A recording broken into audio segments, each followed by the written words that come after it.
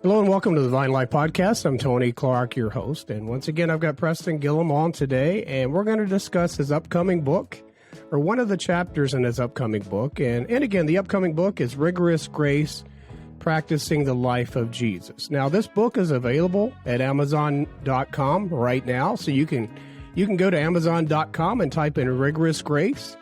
And the book by Preston Gillham should come up at the top, but I strongly encourage you to place that order. So what we're going to discuss today is one of the chapters in Rigorous Grace. And the chapter is the discipline of soul friendship.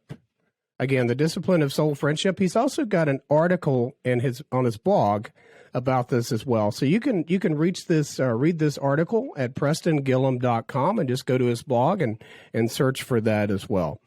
But Preston, I'm so glad to have you back on again. Thank you, Tony. It's always good to visit with you, and I appreciate the plug for the book. Thank you. Well, you can pay me later, so that's perfectly fine. I'll pay you out of the vast sums of royalties that I'm fixing to make. Exactly. Just write me a check. Yeah. How much is 3% of $5? I'm not good at math. I'm not very good at math, but I don't think it's a lot. So I'll just do this. I'll just do this interview out of the kindness of my heart. There you go. Yeah. So soul friendship, and I looked at that title and I was thinking I kind of know what that is, but I'm not sure.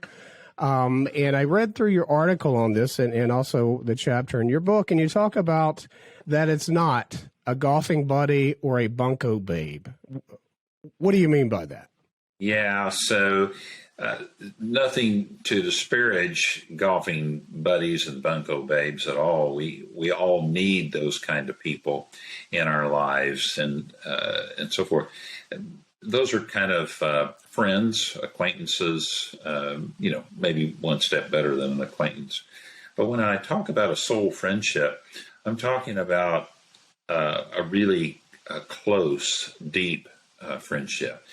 And, the studies tell us that for most people, there are 3 to 5 of those people in most of our lives on average. And that we really can't manage more than 3 to 5 true soul friends, if you will. It's kind of an awkward term. At least it doesn't roll off my tongue easily, soul friendship. But what it's conveying is important, that this is a person who isn't just a golfing buddy or a bunko babe or a Sunday school person that I go to church with, etc. This is a person that occupies a place deep inside my soul and is someone that truly knows me and someone that I truly know, and that there is a close, deep connection and affinity with that person and for that person. Okay, so just off in the outset, what you described there, it takes time to build that type of relationship, right? It's not something you can just, I've got some Facebook friends and I never see these people or right. Most of them physically. Is it hard to build a soul friendship with one of my distant Facebook friends?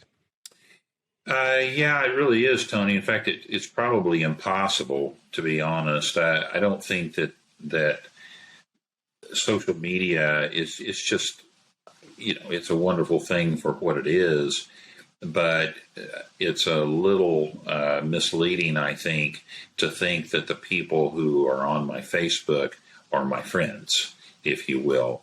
Now, some of my true friends are on Facebook, but I'm not they aren't my true friends because we met on Facebook, if you will. Facebook is just one of those things that we can use to accomplish various aspects of our friendship. Friendship at this level, at the soul level, is something that is not easily formed. It does not, form by Saturday night. It takes a while for this to happen. And the deal is to get the kind of quality that you want and that you need in a soul friend, you've got to have lots of quantity of time. So snippets of communication via text, or, passing along, cat videos on Facebook or whatever, while that's fun and has its place in life, let's be real clear that there's no way that quantity of time is going to stand any probability of translating into a quality friendship. I must physically invest a lot of time with these people that are close to me in order to find quality time in the midst of the quantity. And there's no way to get quality time without an investment of quantity time. You can schedule and plan for quantities of time. Quality happens in there somewhere, and you can't control it. You can't predict it. It happens serendipitously by just being in the proximity with another person. So there are ways to enhance this. So physically being in the presence of these people is by far the best option. There is, video communication that is a supporting kind of an option, as is the telephone and so forth. But each of those options that I've mentioned degrade in terms of the probability that they will enhance this idea of a soul friend. Yeah, and in your book, you talked about the example of Jesus, fully God and fully man at the same time. Mm-hmm. Yet in his humanity and his human understanding, he needed these bonded friends. He needed soul friendship. And you talked about, he really picked out, I think, three, right? Peter, James, and John. Mm-hmm. So if the creator of the cosmos and a human body needed friends, is there a correlation that we need soul friends as well? Absolutely. I mean, that, the whole premise of this book, Rigorous Grace, and about the spiritual disciplines, the spiritual practices, is that these are, the way we got 12 of these things is that these are practices that Jesus himself engaged in, things he did in order to connect with his Heavenly Father in the way that God designed him to connect. And there's, like I said, 12 different ways. Soul friendship's a little bit unique in that it depends upon another person. But yeah, this is something that we see Jesus practicing, and we have a lot of information about how this functioned for Jesus, because we have a lot of information in the Gospels, a lot of illustrations, stories, and so forth, about how Jesus went about choosing the 12 disciples. And those 12 disciples are a really disparate group. They're what the group theorists would call a heterogeneous group. In other words, they come from a lot of different directions, a lot of different walks of life, and so forth. And so it's a very diverse group of people. And I think there are lots of takeaways for why this is. At a very basic level, like you were mentioning, Jesus knew that he needed friends. And so these guys, he called them to himself for a number of reasons. But first and foremost was he needed to have these people around him. He knew that he needed to have friends.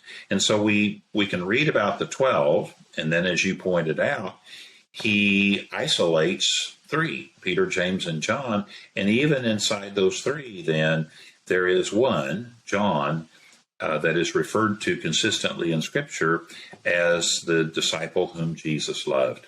And so even in the three, and remember we were talking about the researchers even tell us 3 to 5 is what most people can manage. So we see with Jesus, he's got 12 friends, close friends, but he's got 3 people who are those soul level friends. But even inside the group of 3, there's one, John, who is especially close to Jesus, and Jesus to him.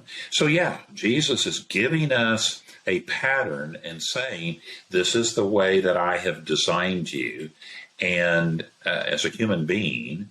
And as a human being, you need these people around you for lots of reasons, and I explore some of that in the chapter. But if Jesus himself needed these friends, it's a safe bet you and I need them as well. Okay, let's talk about that a little bit. We see the example from Jesus that he needed soul friends, and we can conclude, as you just said, that we need soul friendship as well, certainly as well. But Preston, can you talk about just off the top of your head, why do we need soul friends in this day and age? What's the benefit of having a soul friendship in the year 2022? Yeah. Several things come to mind, Tony. I think the first thing that comes to my mind is something that C.S. Lewis wrote about a lot in his book called The Four Loves. And it's an interesting book. It's not a big, thick book or anything, but it's 4 chapters long because there are 4 kinds of love that he wants to discuss, one of which is friendship. And so in his chapter on friendship, one of the things that Lewis points out is that by ourselves, we are, as Lewis puts it, incapable of bringing our full man to light. What he means by that is that even though we live with ourselves and so forth, and nobody knows us quite like we know ourselves, we still benefit and are dependent upon people who are close to us to help us develop and help us become all that we are that is possible for us to be. And so by having these friends, these close friends, these soul friends around me, it advances my ability to actually live into and become my full expression of a human being. And so, this is what Jesus did. And as I mentioned earlier, the complexity of the group of people that he put around him. I mean, there's everything from tax collectors to political activists to rejects to fishermen, educated, non-educated, on and on it goes, people from various parts of the country, enemies, and so forth. He puts this complex group around himself, I think, because he himself is complex. He's God incarnate, right? So he's a complex human being, and so he knows that in order to adequately express all that he is, he needs to have a complex assemblage of people around him to help him become and express all that he was as a human being. We need the same thing. There's also the benefit, I believe, in soul friendship of just the camaraderie, the closeness. The researchers again say, and I think they're right, the greatest fear that human beings have is of being alone. And so you can see this most graphically, perhaps, in the way that the military trains their people, because one of the foundational principles of military esprit de corps is no man left behind. Even if you are killed on the battlefield, you will die knowing that you will not be left there. Your comrades will come for you. They will come and get you. So they are the military understands this is the greatest fear that human beings have. You can see it in a little child. If you leave a little child alone, they cry. They long for that touch, etc. Well, we don't outgrow that. We need that viscerally. We need it in our soul to be connected to other people. And soul friendship provides that connection. In that connection, then there is also, in those friendships, there is also the idea of backup. I have somebody that believes in me, that looks out for me. If I get in trouble, there's somebody who knows where I am. I can call them. They will come there. They will always be there for me. I can depend upon them. They're loyal. They are an honorable person. They are someone that I trust and can depend upon, etc. I need that as well, and I depend on that as well. And you can see this again in the life of Jesus when he was in the garden on the night of his betrayal. He's going through his travails of prayer and so forth. He goes to his friends. He goes to his disciples and says, "Pray with me, please." He goes away, he prays, he comes back, he finds them asleep, and he wakes them up and says, "Hey, I'm in trouble here. I'm having a bad night. Could you not stay awake, please, and pray with me? Have my back." So we even see this in Jesus. So to your point, again, if Jesus needed this, certainly we need it as well. Yeah. Great insight there. Now, you talked also in the chapter about, and I think certainly you were speculating with good backup, I believe.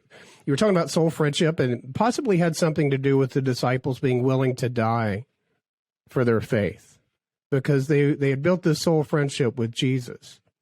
And you speculated and talked about, you think that the soul friendship that they had with Jesus really was certainly the Holy Spirit motivation, but also that built relationship that they had with him. Can you talk about that a little bit? In terms of their willingness to die for Jesus, did soul friendship, do you think, had something to do with that? Yeah, sure. I believe it does. They, to use a military illustration again, the military understands that when a military unit goes into battle and the bullets start flying or the bombs start dropping or whatever, and it's hot and heavy and it's dangerous and so forth, they make the point that a man doesn't necessarily die for his country or his flag. A man will die first for the person that's next to him. And so it's that bond, that connection that the military has built into that team, whether it be a platoon or whatever it is, an attack unit even. And so what they've realized is that by putting people together, then they perform at a higher level, and they also will exhibit a dedication that they wouldn't exhibit all by themselves. We see this in Jesus' disciples as well, looking backward in retrospect at their lives. So in retrospect, looking at the 12, all of them except for the Apostle John died a martyr's death, given their loyalty to Jesus Christ. John died in exile on the island of Patmos for his faith and belief in his friend Jesus Christ. As I wrote the book, I had a new idea. I don't know that I would necessarily suggest that we ought to start a new denomination based upon this idea, but I did have an interesting idea when I was thinking about Judas Iscariot, the disciple that betrayed Jesus. And the standard idea is, well, he betrayed his friend and sold him out, and all of that is true.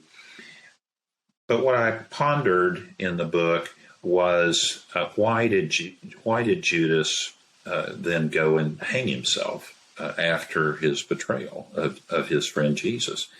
And I suspect that it was that somewhere along the way he realized, I have betrayed my friend. I have failed in my friendship, and that friendship that he had with Jesus was significant enough, profound enough, that when he failed, as he did, and then came to his senses about what he had done, that the friendship then showed him the gravity of his error, and then he couldn't see his way clear on that, and did himself in. So yeah, even in the case of Jesus' disciples, we have this great illustration of their dedication to friendship. And all of those guys died torturous deaths. I mean, I go through this in this particular chapter to illustrate what a soul level friendship actually looks like, and to contrast it against just the normal friends that we've got, and certainly to contrast it against the acquaintances that we have, or the people that we do business with, and so forth. These men were so dedicated, so connected to the soul of Jesus Christ, that when it came time for them to renounce him, they wouldn't do it, and consequently died very difficult deaths. That gives us an image of, okay, this is what kind of quality human being I'm talking about when I write about soul friendship. Again, because I think as we try to use these particular spiritual disciplines, this one in particular, to understand our relationship with God and his with us, amazingly, one of the things that he says in Scripture is that you're my friend. And so God has called us his friend. God has called us his friend.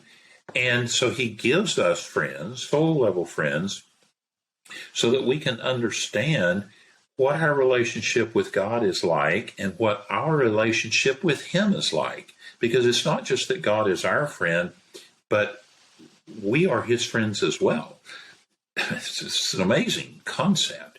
But friendship of any sort, but especially a soul level friendship, that has a mutual responsibility to it. And so God is my friend, but I'm God's friend as well. And that's an incredible thought. In fact, it bends my brain. I tip over when I start thinking about it, and I start saying, well, what does that mean? Thus, the whole concept of spiritual friendship, or soul level friendship. Amazing points, and definitely worth the study to look into, and I think your book leads us to do that. Now, Preston, let's talk about some barriers of soul friendship. And I've got beside me this amazing device that I carry with me. It seems like all the time. I've got it close by. Yeah. It seems to never get out of my reach. Could this thing be is it possible that this thing is a barrier to building an actual soul friendship in our lives? I don't think it's possible, Tony. I think it is definitive that it is. I think the first iPhone, don't quote me on this, I think it came out in 2012, I believe, so a decade ago. And so we now have a decade of experience with how have we done, with these devices here that we are carrying around. Obviously, they are incredibly convenient things. I went on a road trip over the weekend, and there was a wreck on the freeway, and the navigation in the phone directed me to an efficient route around all of that. I mean, roads I didn't know they even existed, let alone that I could take them and get around the wreck. I mean, that's incredible convenience, you know. I just had some new landscape put into my yard. I can take a picture of the new plants that the plant lady put in, and push a button and the phone will tell me what kind of plant it is. I mean, that's an amazing tool, you know.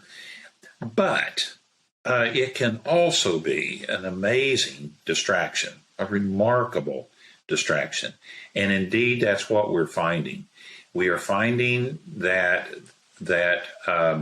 the use of the phone has become such that it is creating this incredible level of loneliness in our society.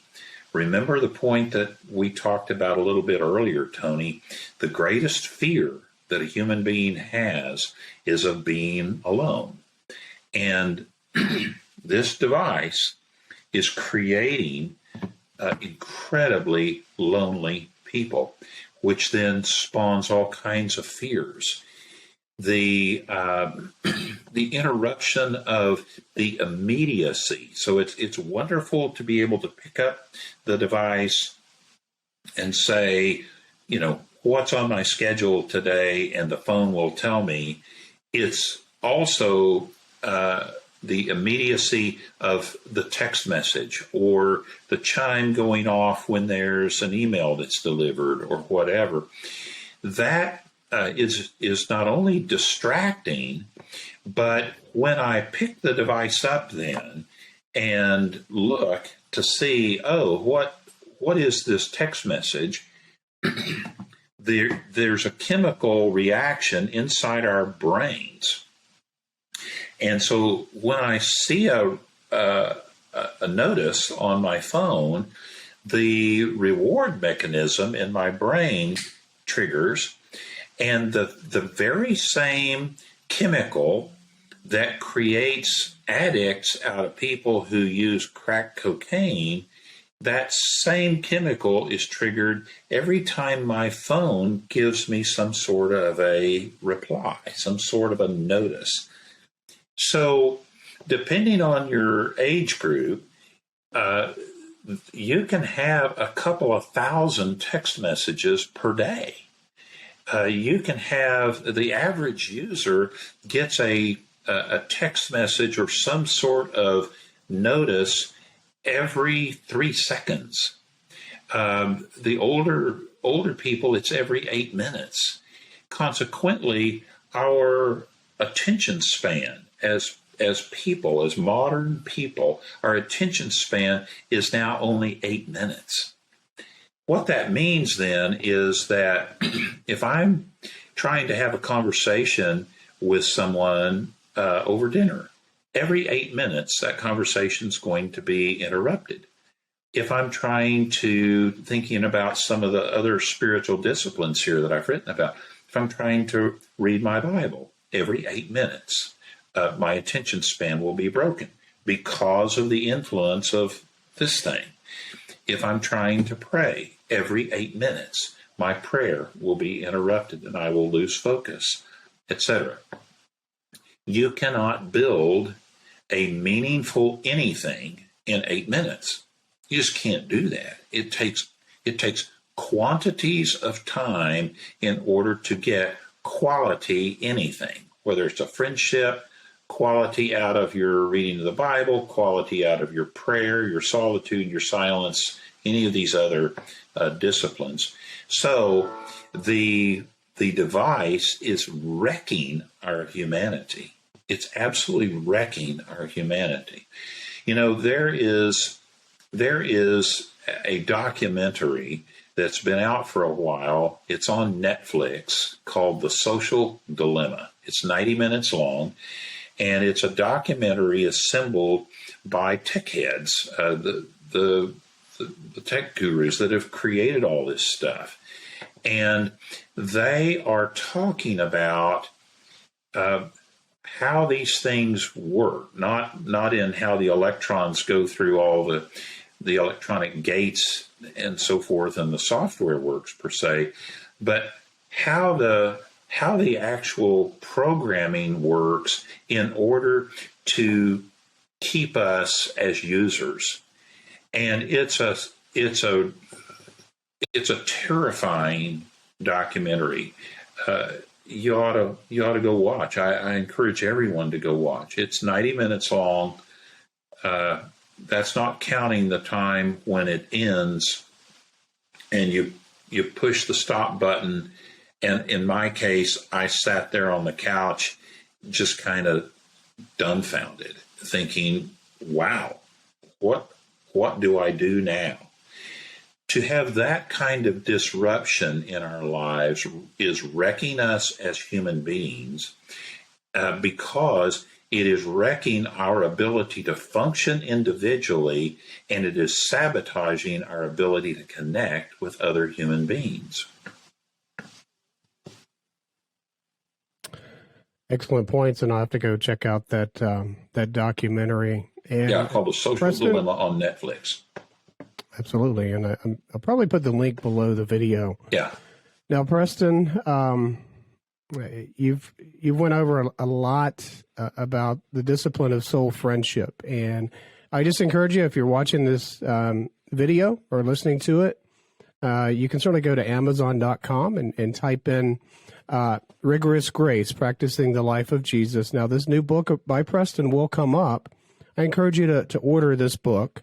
You can also go to Preston's website, which is PrestonGillham.com, and look at his blog articles, and you can search Soul Friendship and read this article as well.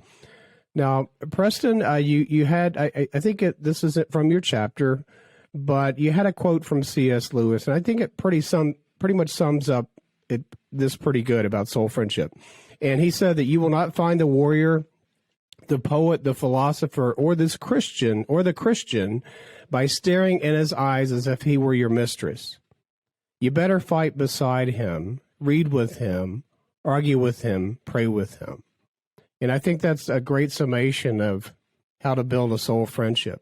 Fighting beside someone, reading with him, argue with him, and specifically, probably the best, pray with somebody. So I think those are great ways to build soul friendships. And sometimes, as you said, we've just got to get this thing out of the same room and take a break. That's so hard to do sometimes. But yeah, I appreciate you going over that. But Preston, you summed it up perfectly. And I just want to thank you so much for talking about your latest book and the chapter. My pleasure. The Discipline of Soul Friendship. So, Preston, thank you so much for coming on today. My pleasure, Tony. Thank you for having me.